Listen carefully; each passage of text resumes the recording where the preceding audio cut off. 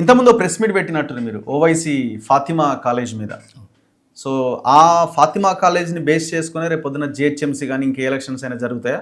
Round up అదే ఉన్నట్టుంది కదా. నో, ఫస్ట్ ఫాతిమా కాలేజ్ పెట్టడానికి ఎందుకంటే 2-3 రోజుల కింద అక్బరుద్దీన్ గారు ఏదో ఒక భయపెట్టే స్టేట్మెంట్ ఇచ్చాడు, స్పీచ్. ఏం కొడితే 100 కడతాం అన్నాడు. కూలగొట్టమని కోర్టులకు భయపెట్టడం, ప్రభుత్వాన్ని హెచ్చరించడం, అధికారులను బెదిరించడం. Court stay ఇచ్చినట్టుంది. నో, అది దేనికి కేసు? ఈ బెంచ్ వేరు, ఆ బెంచ్ వేరు. సింగిల్ బెంచ్లో నడుస్తుంది, ఇంకో సింగిల్ బెంచ్. అది సింగిల్ బెంచ్, ఇది సింగిల్ బెంచ్. ఓకే, అంటే ఓకే, ఎట్లైనా లా బారిస్టర్ చదివిన కావాలి కాబట్టి ఇద్దరు అన్నదమ్ములు కోర్టులను ఎట్లా వాడుకుంటారు, మళ్ళీ బెదిరియాలంటే బయటకు వచ్చి. అంటే అది కాలేజ్ పర్మిషన్ కూడా లేనట్టుంది. పర్మిషన్ లేదు, చెరువులో కట్టి ఏం లేదు. అదే మేము అన్నది ఏంటంటే ప్రభుత్వాన్ని ఇప్పుడు కూడా 6-7 నెలల నుంచి కోర్టుకు అడుగుతున్నది ఇన్ఫర్మేషన్, వివరాలు. ఆల్ డిపార్ట్మెంట్స్ని, ఇరిగేషన్ కావచ్చు, ఎడ్యుకేషన్ కావచ్చు, ఇంకా మున్సిపల్ కావచ్చు, ఏం పర్మిషన్ ఇచ్చారు, ఏమేమి ఇంతవరకు ఏది ఇవ్వట్లేదు. ఓకే, రేవంత్ రెడ్డి ఎట్లన్నా హిట్లర్ అన్నాడు కదా హైడ్రాలో. హిట్లరా పిట్లరా?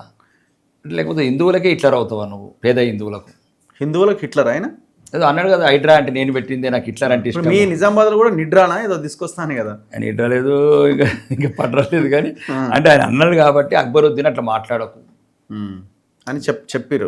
రానున్న రోజుల్లో ఎందుకంటే ఇంకా మా ప్రభుత్వం వస్తున్నది ఇప్పటి నుంచి కొద్దిగా కూల్ కంట్రోల్గా. ఇన్ని రోజులు దమ్కి దేకే దడకాకే బడకాకే కుछ క్యా కియా కియావుగా. నువ్వు కట్టాలనుకుంటే 10 కాకపోతే 100 కట్టు, కానీ కబ్జా చేసిన చెరువులలో కట్టకు. కబ్జానే కానీ మేము ఏదో మానవతా దృక్పథంతో వదిలేసినామని రంగనాథ్ ఏదో అంటుండే కదా ఆ మధ్య. నువ్వు రంగనాథ్ గారు కూడా అదే చెప్పాము, మానవతా దృక్పథం అందరి మీద చూపి.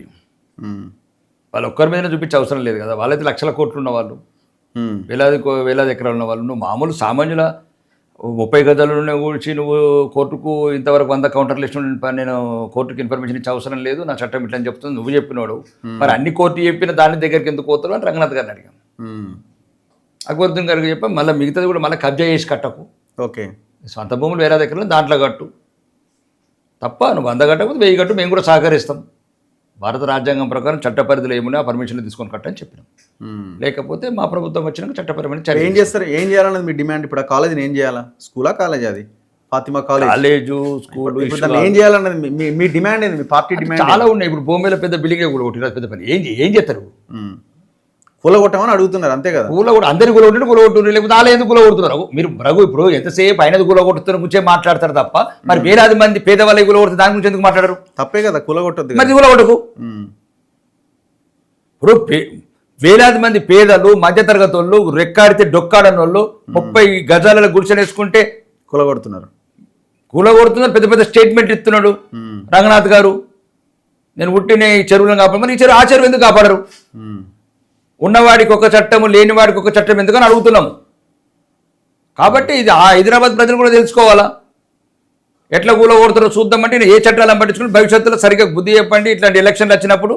లేకపోతే హైదరాబాద్ నగరాన్ని ఏ రకంగా అల్లకల్లోలం చేస్తున్న అతను పాత స్టేట్మెంట్లను బట్టి, దాన్ని బట్టి ఏదైతే వ్యతిరేకంగా మాటలు ఉంటాయో. కాబట్టి చెప్పినాం, చదువుకున్న వాళ్ళు 6 సార్లు సీనియర్ ఎమ్మెల్యే అయినా, ఇంగ్లీష్ మీడియం చదివి, ఆ మీడియం చదివి, అన్ని రంగాల మీద అవగాహన ఉంది, అన్ని చట్టాల మీద అవగాహన ఉంది. మీరు తప్పు చేయకూడదు, మీరే స్వచ్ఛందంగా అది కూలగొట్టేసుకోండి. లేదు ముస్లింల పేద పిల్లలు, హిందువుల పేద పిల్లలు. మీరు ఎందుకు అక్కడ ఒక ధర్నా కానీ లేకపోతే ఇంకేదైనా ఎజిటేషన్ కానీ చేసే ప్రయత్నం చేయరు? ఇప్పుడు సామాన్యుల ఇల్లు కూలగొడుతున్నారు, మేము కూడా పోతున్నాం అక్కడికి. ఎందుకు? సరే అది కబ్జా అయినా ఇంకోటైనా అమ్మినోడి మీద కేసు పెట్టాలా, పర్మిషన్ ఇచ్చిన అధికారుల మీద కేసు పెట్టాలి? అమ్మినోడి మీద కేసు పెట్టరు, అధికారుల మీద కేసులు పెట్టరు, కొనుక్కున్నోడి మీద పెడతారు. కొనుక్కున్నోడి మీద కేసు పెడతారు, వాడిని ఇల్లు కూడా కొడతారు. సో ఇప్పుడు మీరు అక్కడికి వెళ్ళి మీరు అడుగుతున్నారు కదా, మరి ఇక్కడికి వెళ్ళి ఎందుకు అడుగుతలేరు మీరు? మేము అదే భయపడుతున్నారు. లేకపోతే మరి ఇంతవరకు మీరు ప్రపంచాన్ని మీరు అక్కడికి పోయి ఏమన్నా హెజిటేషన్? మేము ప్రజాస్వామ్యంగానే అన్ని చేస్తాం తప్ప. ఇప్పుడు హైకోర్టులో ఉంది మ్యాటర్, హైకోర్టుకు సహకరించమంటున్నాం రంగనాథ్ గారిని. పేదోళ్ళ ఇల్లు కూలగొట్టి పేదోళ్ళ బతుకులు కౌంటర్ చేయలే, వేయలేదు, జిహెచ్ఎం చేయలేదు, ఏ ఎడ్యుకేషన్ డిపార్ట్మెంట్ వేయలేదు. ఇవాళ వేరే కోర్టులతో కూడా వేరే అధికారి ప్రభుత్వ అడుగునట్టు అసలు ఇది కేసు అర్హతలకే తీసుకోవద్దు అంటున్నాడు, డైరెక్ట్ తీసేయమంటున్నాడు ఇలా వచ్చినది ఏదో కేసు విషయంలో. కాబట్టి అన్ని రకాలుగా అనుమతులు ఉల్లంఘించి అన్ని ఉల్లంఘన చేసి కట్టినారు. కాబట్టి ఇంతకుముందు రంగనాథ్ గారే చెప్పారు మీడియాలో, మేము 2 years బ్యాక్ ఇది విద్యా సంవత్సరం మధ్యలో ఉంది కాబట్టి పిల్లల చదువు పాడుగా అది ఫస్ట్ స్టేట్మెంట్ అది. అదే చెప్తున్నాను. అప్పటి నుంచి 3 విద్యా సంవత్సరాలు అయిపోయినాయి రంగనాథ్ గారు. దీనికి చెప్పండి, లేదంటే వేరే కూలగొట్టుడు ఆపండి. పేదలీళ్ళు కూలగొట్టుడు ఆపండి కదా. నీ హైడ్రా అక్కడ పనిచేది, ఇక్కడ ఎట్లా పనిచేస్తుంది? పేదోడి మీద గుండెలు చెట్లు ఎడుతున్నారు కాబట్టి దీన్ని ఖండిస్తున్నాము. వీలైన తొందరలో హైకోర్టుకి ఏదైతే మొత్తం ఇన్ఫర్మేషన్ ఇచ్చి దాన్ని ఏ రకంగా అయితే అక్రమంగా ఉంటే ఉల్లంఘన ఉంటే తీసేయమంటారు. లేదు అప్పటి వరకు మీకు తొలి ముట్టకి ఇక మీకు చేత కాదు కదా. ఓకే, హిందువులకు ఒక చట్టం, ముస్లింలకు ఒక చట్టం, ఇదేంటండి ఇంకా కూడా ఉండేదాన్ని పేద ముస్లింలు కూడా ఉన్నారు. కాబట్టి రంగనాథ్ గారికి కానీ ముఖ్యమంత్రి హిట్లర్ రేవంత్ రెడ్డి కానీ చెప్తున్నాం, హిట్లరు నువ్వు అట్లా చూడు, పట్లర్ కాకు.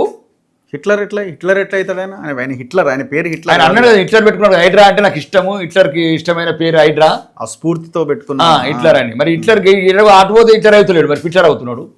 ఎటు పోతే అటు అదే దగ్గరికి చాదర సల్గన్ చెరువు పోతే హిట్లర్ అవుతలేడు. కాబట్టి సమన్యాయం, రాజ్యాంగం అందరికి సమాన హక్కులు ఉన్నాయి కాబట్టి ఎఫ్టీఎల్ ఎవరికైనా ఎఫ్టీఎలే. కాబట్టి ఫస్ట్ నువ్వు అది ఏదైతే ఉల్లంఘన ఉందో తీసేయి. నేను అంత కూడా అక్బరుద్దీన్ గారికి చెప్తున్నా, అది నువ్వే తీసేయి.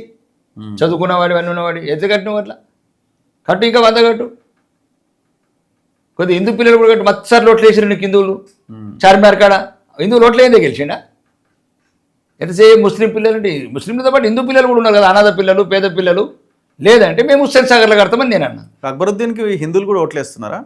ఎందుకయ్యారు? వేస్తున్నారు. మా హిందువులకున్న బలహీనతలే అవి. ఓకే, చాలా చోట్ల ఎత్తారా అంటే నేను అనేది ఏంటంటే అంటే ఏదైతే అన్న మాట మీదకి వెళ్ళి అన్నాను, ముస్లింల పిల్లలు అంటే ఇప్పుడు హిందువుల పిల్లలు కూడా నీకు ఓట్లు వేసారు, పేద పిల్లలు దాంట్లో కూడా ఉన్నారు. 100లో ఇది ఒకటి కట్టు అని. 99 నీకు కట్టుకున్నా కానీ ఎక్కడ కట్టుకున్నా కబ్జాలు చేసి కట్టుకోకు. డబ్బులు ఎట్లా ఉన్నాయి కొన్ని కట్టు, కొన్ని నికాలు చేస్తే కొన్ని అంటే అదేం మాటలండి. అంటే మాకు మొత్తం చట్టాలే ఒక ఆర్డర్ చేయించుకో ఐక్యరాజ్య సమితి నుంచి. నాకు భారతదేశంలో చట్టాలు వర్తించాయి, పాత బస్తీ వరకు మేము చెప్పింది కరెక్ట్ కాదు కదా. కాబట్టి ఈరోజు దాని మీద కంపల్సరీ కఠినమైన చర్యలు తీసుకోవాలా, చట్టం అందరికీ సమానమని చెప్పాలని ప్రభుత్వాన్ని డిమాండ్ చేశాం.